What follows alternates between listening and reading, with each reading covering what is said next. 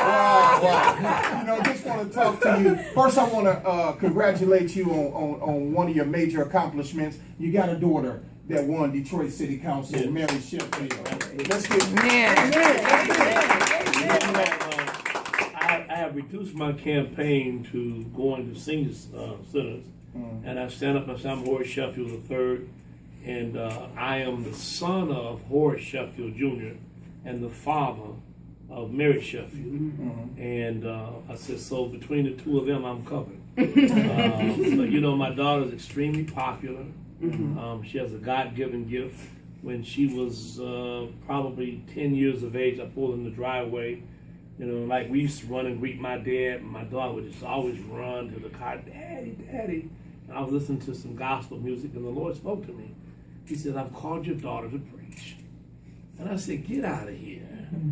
And so she opened the door, and she hugs me, and she looks up, Daddy. I said, Mary, you know what the Lord just told me? She said, what? He told me that he called you to preach. Oh, Daddy, I told the Lord I didn't want to do that. And so I said, honey, I'm just telling you what he told me. You have to do that. That's up to you. And of course, at 14, she preached her first sermon. Wow. And I was with some people yesterday.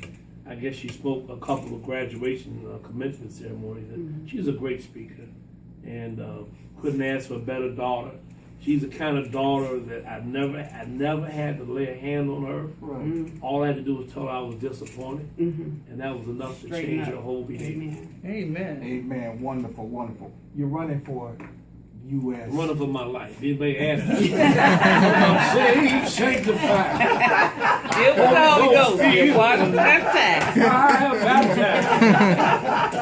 I want to make sure that that's the first election that they know that I want to claim, and that is be born again and to have a chance to have a second life. In fact, I'm running for Congress, and I take very seriously. One of Dr. King's mentors was a guy by the name of Walter Rauschenbusch, and his theological point of view has been lost. In some ways, we have the moral majority and the Tea Party folks who claim an impetus from God, but his whole belief was that we had a responsibility to socialize the Christian order. And what he says was we spend all of our time praying for people who've been preyed upon, P-R-A-Y and P-R-E-Y, and what we ought to do is not just pray for them, but go rid the role of the folks who victimize them and cause them to experience that demise. So that's what I'm doing. I think, this government can be more compassionate. I think the Democrats have gone too far to the right. We're afraid and ashamed to admit that this government ought to intervene on behalf of struggling folks. I mean, we bailed out General Motors. We've done great things for folks all over the world. We need to do some stuff for folks here at home.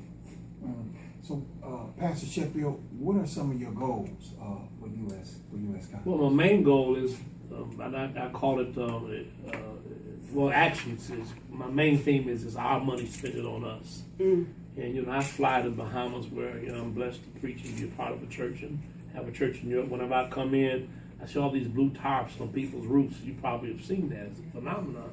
And sometimes I'm not sure if I'm landing in Nassau or Detroit. It looks almost like the Atlantic Ocean. Wow. And these are people who've been in homes 25, 30 years but cannot afford to replace their own roofs. But yet we can give, millions of dollars, billions of dollars to General Motors, but not help our own. So I came with the notion that it's our money spending on us. Our government spends 1% of our total federal budget on foreign affairs money, foreign relations money. And for example, Nigeria gets $674 million, I believe. Israel gets a substantial amount of money. It's the only country, by the way, spends every dime they get back in the American economy. Most of those other countries buy weapons. And actually, many times, the money doesn't even go any further than the despots or the monarchs or the people who rule in an undemocratic way. And we can spend 1% of our federal budget on that. We can spend 1% on what I call federal domestic relief. So I want to introduce a bill called the Federal Domestic Relief Act, FDR. Isn't that interesting? FDR brought us the New Deal. How about a great deal? A great deal for American citizens who, for no fault of their own, are finding themselves in the worst financial crisis since the Great Depression.